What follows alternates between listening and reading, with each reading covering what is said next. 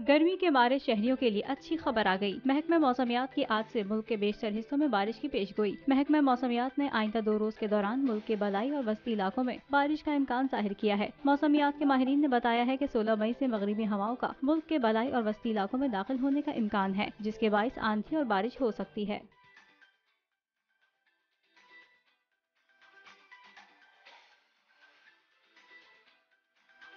महकमा मौसमियात का मजीद कहना था कि 17 और 18 मई के दौरान आजाद कश्मीर, गिलगित बल्तिस्तान के बेशतर मुकामात पर गरज चमक के साथ बारिश का इम्कान है, जबकि पेशावर, चारसद्दा, नौशहरा, सवाबी, मर्दान, कोहाट, बाजोड़, कुर्रम और वजीरिस्तान में भी बादल बरसेंगे। मेट ऑफिस के मुताबिक इस्लामाबाद, मरी, गिलियात, रावलपिंडी, अटक, जहलम, सियालकोट, गुजरात, नारवाल, गुजरावाला में भी बारिश मुतवक्के है, जबकि फैसलाबाद, टोबा टेक सिंह, झंग, कसूर, शेखपुरा, खोशाब, ओकाड़ा और लाहौर में भी आंधी और बारिश का इम्कान है। 16 और 17 मई के दौरान बलोचिस्तान, जनूबी पंजाब और बलाई सिंध में आंधी और बारिश का इम्कान है।